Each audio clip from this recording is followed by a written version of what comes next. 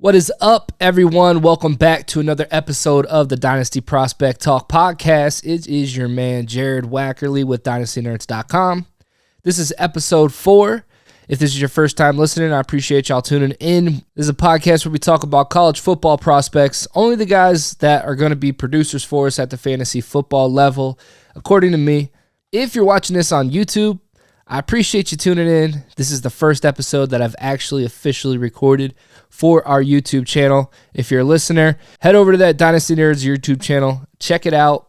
Make sure y'all subscribe. I'm going to be putting this podcast out in video form moving forward. I'll chop up the talking points, good segments that I feel that are worth bringing out and making it as its own video. So appreciate you guys tuning in. In today's episode, we're going to get into some Senior Bowl roster updates. We have some transfer portal news. We got some coaching changes. We got some awards that were made last night at the college football level. We got our Heisman finalists revealed, and we have some players that have officially declared for the 2022 NFL Draft. So without further ado, let's get into it. So last episode, I covered players that are going to be going to the Senior Bowl, my thoughts on them. Didn't go too in depth, but just wanted to give you guys a quick overview of some people that we're going to be seeing at the Senior Bowl this year. And the Senior Bowl has done a really good job year over year of bringing in talented upperclassmen in their draft classes and that have really gone on to have good careers and productive seasons for us, especially on at a fantasy football level. First guy that I didn't mention last episode that ended up accepting his invite, Jahan Dotson. Penn State wide receiver, 5'11", 185 pounds. A lot of people are projecting him to go in the back end of the first round. I personally see him more as a second-round guy, but we talked about him in the wide receiver episode. A guy that can really go up and get it for his size. He's only 5'11", but man, he plays above the rim, has fantastic hands, makes people miss in the open field, really quick and fluid. Not the most. He's not slow. He's fast, but he's not like Jameson Williams fast or anything like that. Just a real smooth player. I think his size is going to kind of limit him at the next level. That's why I think he's going to go in the second round, but I mean, the second round is not a bad spot at all. I like Jahan Dotson a lot, so really excited to see that he accepted his Senior Bowl invite. I think that's going to be good for him. Kenny Pickett. This is breaking news. I'm recording this on Friday, December 10th, and he accepted his invite to the Senior Bowl. So that makes Kenny Pickett and now Desmond Ridder as well. So two of the top-tier quarterbacks in this class, people are projecting them both possibly to be first-rounders. Mel Kiper actually has Ridder and Kenny Pickett, I think, as his like QB1 and QB2. So really good gets here for the Senior Bowl. I think it's a great decision for them both to go and increase their draft stock and really just let the NFL coaches get their hands on them and see what these guys are made of. Kenny Pickett's a guy you guys know I love. I've loved him since 2019. I was watching, I forget whose tape I was watching from Pitt. I might have just seen him on TV. I was like, oh, who's this kid? He's got great pocket awareness, great pocket mobility, and mobility in general is a strength of his. He's able to escape the pocket, make plays with his feet, extremely accurate passer, can make every throw, quick release, and just has a head for the game. I love Kenny Pickett. I have a ton of shares of him in my Campus to Canton leagues, so really excited to see where he ends up in the NFL draft. Desmond Ridder, 6'4", 215, Cincinnati. Kid is a winner. He just wins. I mean, it's what he's always done. My number one thing when I'm evaluating quarterbacks is their accuracy. I want to see how accurate they are when throwing the ball. And Desmond Ridder is consistently inconsistent as far as his accuracy goes. But he's got some intangibles to him that I really like. He's a winner. When I watch his tape, he's always up to the line of scrimmage, making checks, putting his offense in the right position to make good plays. He seems to understand timing really well. He kind of reminds me of like a Jalen Hurts type prospect where he's going to make plays with his feet, not the most accurate passer, but he'll make the throws. Like he's not like terrible, he's not like a terribly inaccurate quarterback. It's just he's inconsistent with ball placement and down the field. So has the arm needed. My comp for him would be like a Colin Kaepernick, but I'm excited to see what he does in the playoffs. to see if they can upset Alabama. And, I mean, his stock would go through the roof if that happened. So Desmond Ridder accepted a Senior Bowl invite. And then his number one target at Cincinnati, Alec Pierce, 6'3", 215, great size and speed. He's a fantastic athlete. I think he's going to tear up the NFL Combine. Mark it down now. The dude is going to run 4.4. He's going to jump over 40 inches, and he's going to have over an 11-foot broad jump. It's reported that he's already done that. I think he did that like in his freshman year or something at Cincinnati. And he's really, really improved. He shows good body control down the field, making contested catches. I just think that he's probably going to be a day 2 guy, maybe round 3. So really like to see him going to the Senior Bowl. A guy that's not getting a lot of hype, but I think that he should be, just given the size and athleticism that he displays. And he's got good hands, man. He's a good wide receiver. Fantastic blocker outside, to help the run game. Another quarterback going to the Senior Bowl that we didn't mention last time, Malik Willis from Liberty, 6'1", 215. Another guy that's projected to probably be a first-round pick. He makes some eye-popping throws. I mean, you turn on his tape, man. He makes some tight window down-the-field passes that make you just say, wow. But he's so inconsistent with his decision-making. A lot of it is when he decides to take sacks, when he could easily throw the ball away, or some just very poor throws that turn into interceptions, that shouldn't be thrown. So do I think he's ready to be a pro yet? No. I think if he gets drafted in the first round, he should sit a year. But if he gets drafted in the first round, that team's most likely going to want him to play right away. So I like Malik Willis. For fantasy football sake, he really offers you that rushing floor that we love, that Konami code quarterback. He just really, really needs to clean up that decision-making in order to take the next step. So hopefully that's something that could be coached out of him, because he possesses a lot of tools that can't be coached. And that's why I like him as a prospect. He's very toolsy.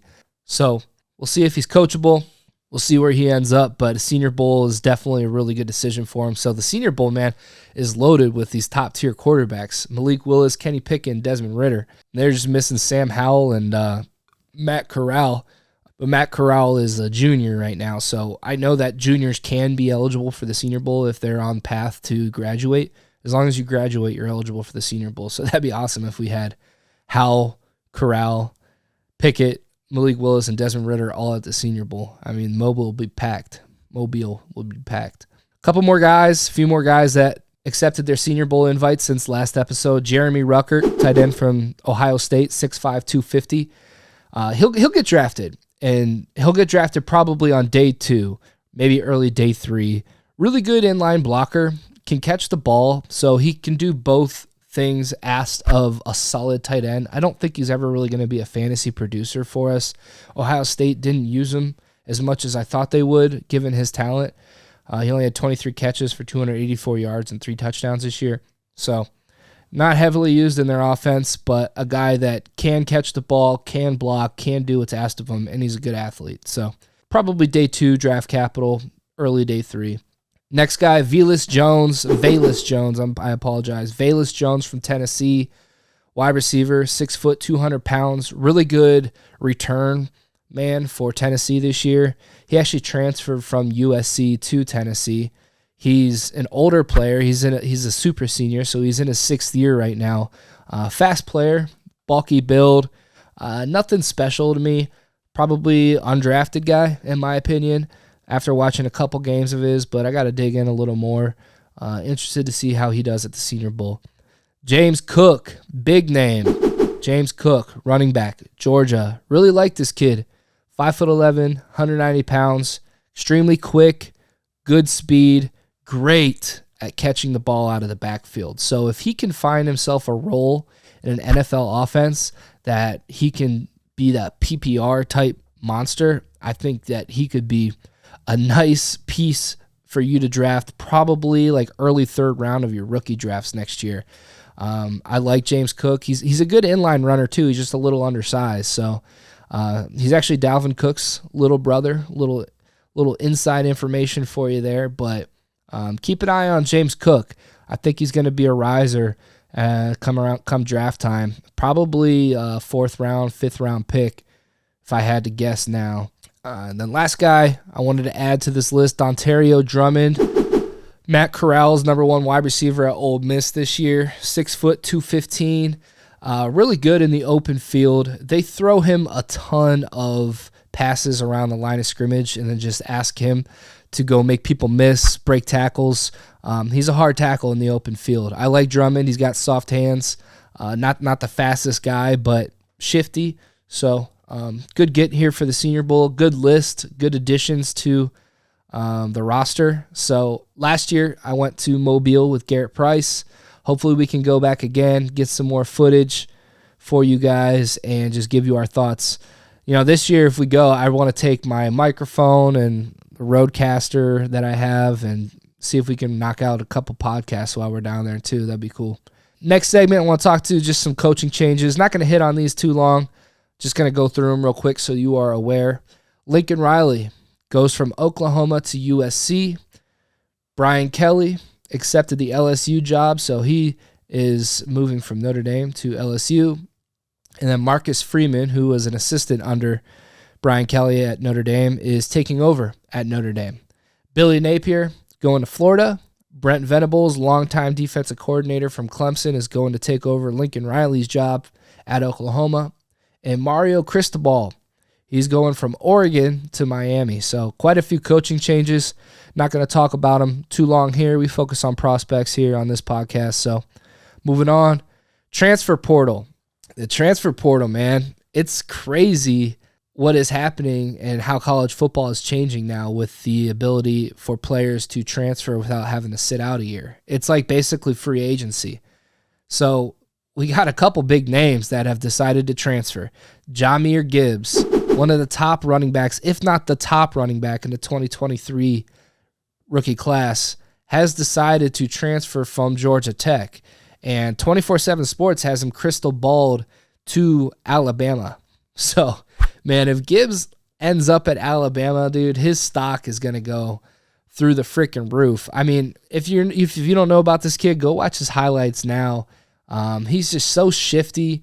He's a physical runner, makes people miss, man, with ease, catches the ball so well out of the backfield. He's just a complete running back.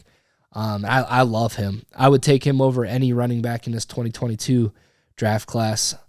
Zach Evans, he is transferring from TCU, another one of the top 2023 running backs. He was the number 1, number 2, depending on what outlet you read, running back coming in from their freshman class, he and Bijan Robinson. So he committed to TCU out of high school, decided he was going to transfer. So right now he is between Tennessee and Ole Miss. 2 really good landing spots. Tennessee offense and the Ole Miss offense are 2 of the most fast-paced offenses in college football. So Ole Miss and Tennessee could both really use a playmaker at running back. And Zach Evans, man, the kid is good. So another 2023 top running back prospect is changing course and going to a new school. So going to be interesting to see where these 2 guys end up. Spencer Rattler, big name.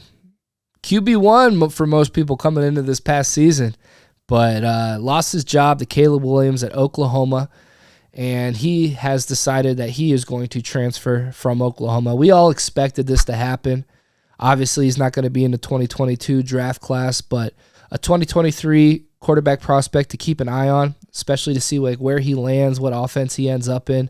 Has all the talent in the world, has all the tools.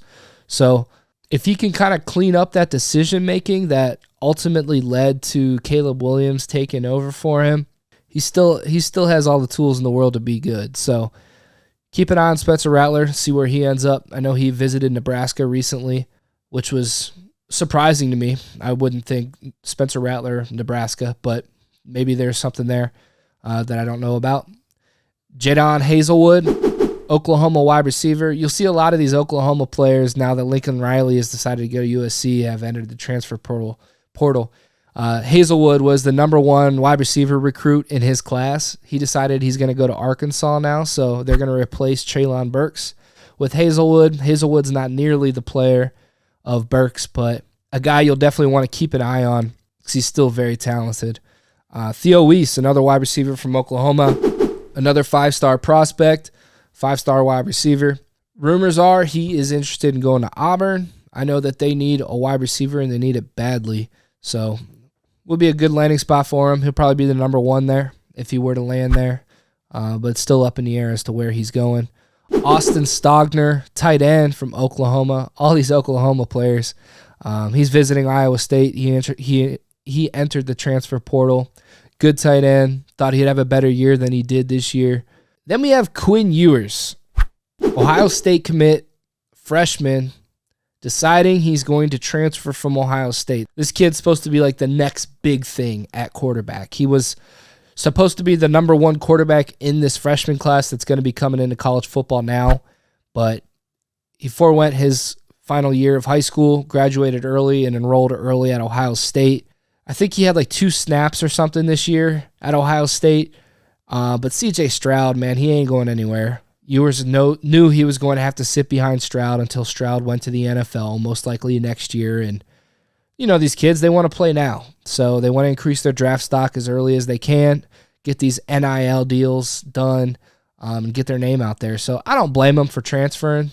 I don't blame any of these kids for transferring. They're doing what's best for them, just like the coaches do what's best for them. Quinn Ewers visited Texas Tech. Texas Tech hired Zach Kittley as their offensive coordinator from Western Kentucky, so that would be very interesting. He would put up some crazy numbers at Texas Tech, I'm sure. This kid is said to have elite arm strength and elite accuracy, and that's quoted from Jim Nagy, the head of the Senior Bowl, who saw this kid throw, and I trust Jim Nagy's opinion. He's between Texas Tech and Texas, so obviously going to Texas somewhere, so we'll see where he ends up. Next, I want to get into the Heisman finalists. We have Bryce Young, quarterback from Alabama, Aiden Hutchinson, defensive end from Michigan, most likely number 1 overall pick. It's between him and Kayvon Thibodeau, so most likely going to be a defensive end in this draft coming up. Kenny Pickett, quarterback from Pitt, my man, and C.J. Stroud, another one of my boys, quarterback from Ohio State. So 3 quarterbacks and 1 defensive end in the Heisman finalist voting. We have some snubs, of course. Kenneth Walker, man, he should have been in there. I don't understand how he's not. Dude was an absolute monster this year. He definitely deserved to be a Heisman finalist, but we know, everyone knows it's going to Bryce Young.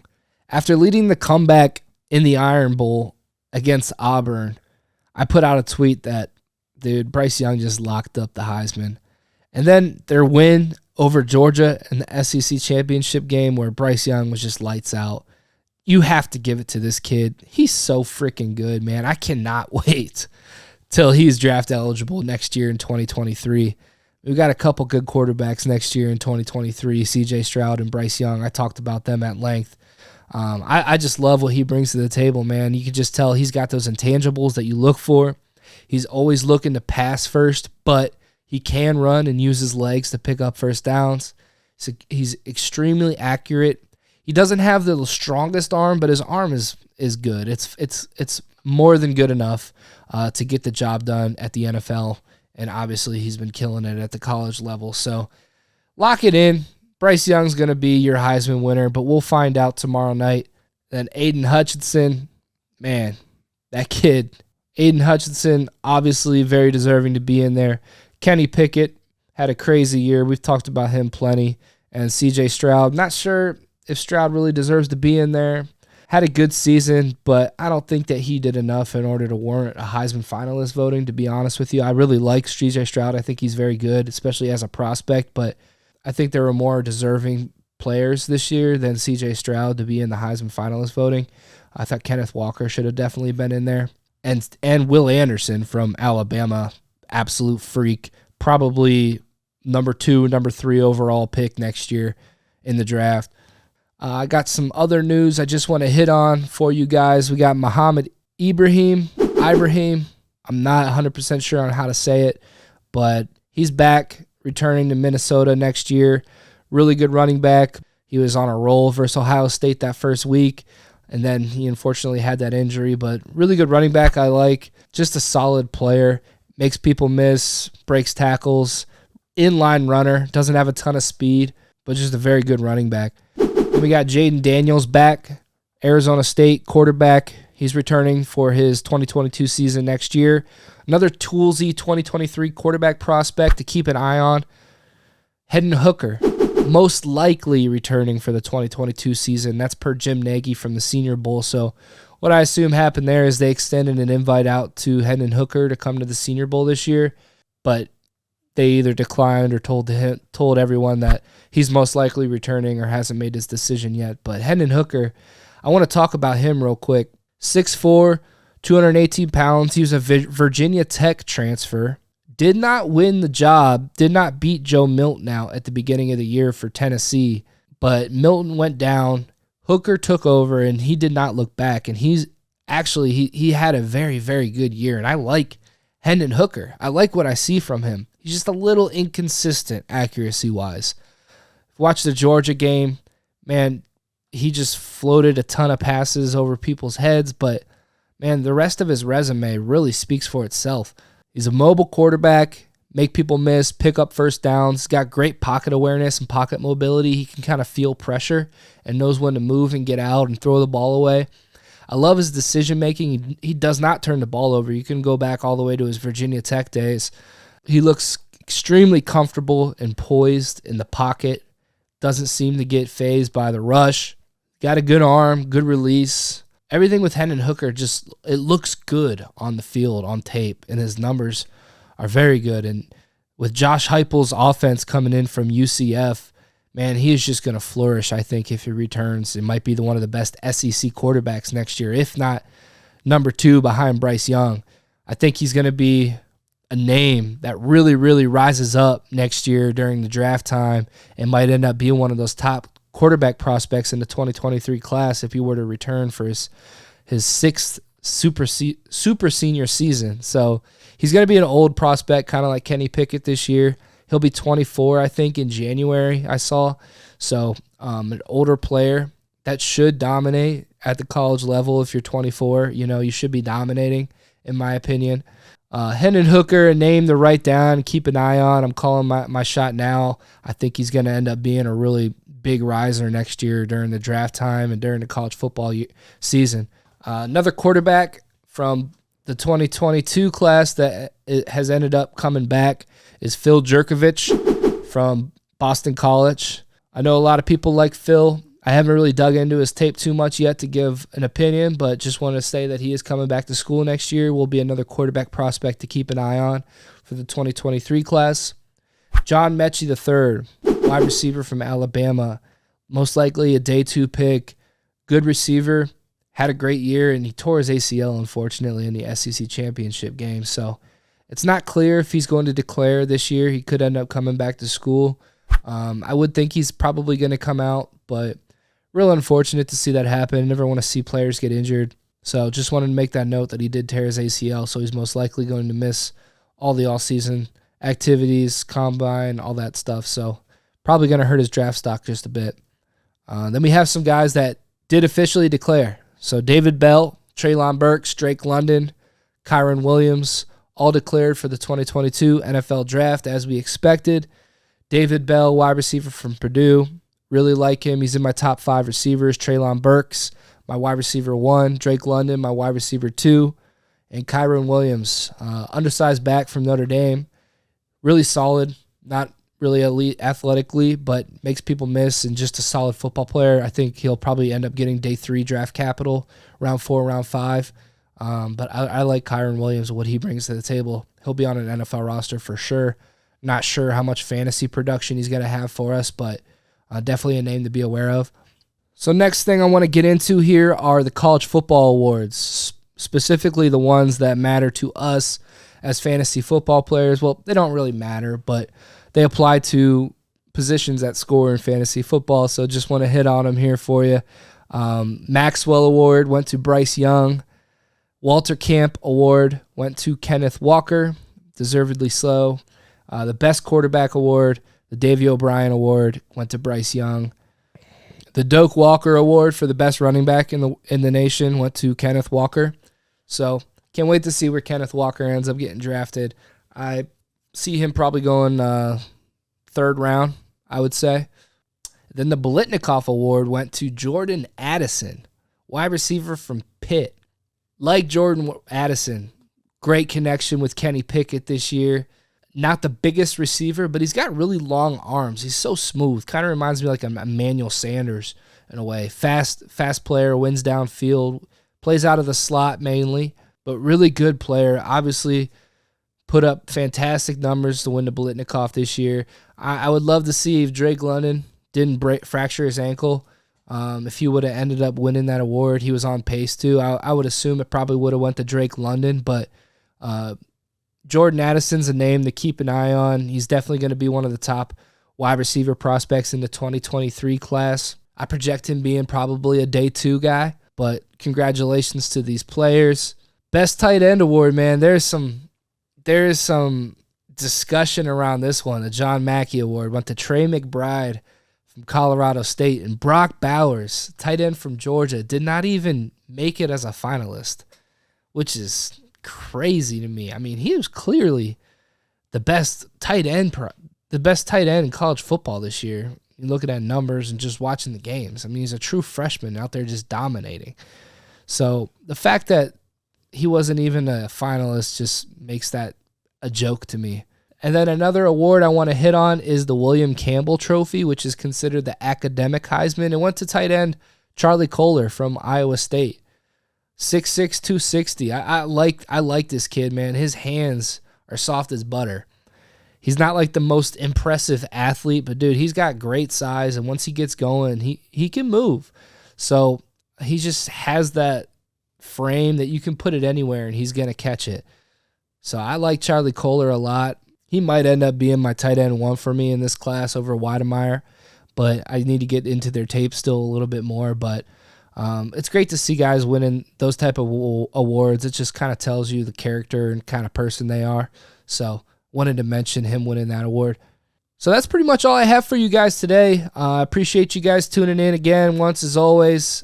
Check out the YouTube channel. I'm going to have a video version of this up and loaded on the Dynasty Nerds YouTube channel. So go subscribe there, like the video, drop a comment. Let me know what you think. If you like the video form of the show, it's my first go at it. So gonna be getting better, developing, bringing in some new things. So before we leave, just make sure you check out dynastynerds.com. The film room keeps getting updated. You know we love the film room because we talk about prospects. Go there, check out all the different film we have on these top prospects coming out of the college football ranks. We cut up the film for you so you don't have to. You can spend 5 minutes watching an entire game of all the plays that player is on the field. So you can get through three to five games on a guy in an hour. So it's awesome. Makes it extremely efficient. Go to dynastynerds.com. Make sure you're a subscriber and get in on all that action. Appreciate you guys for tuning in. Until next time, we out.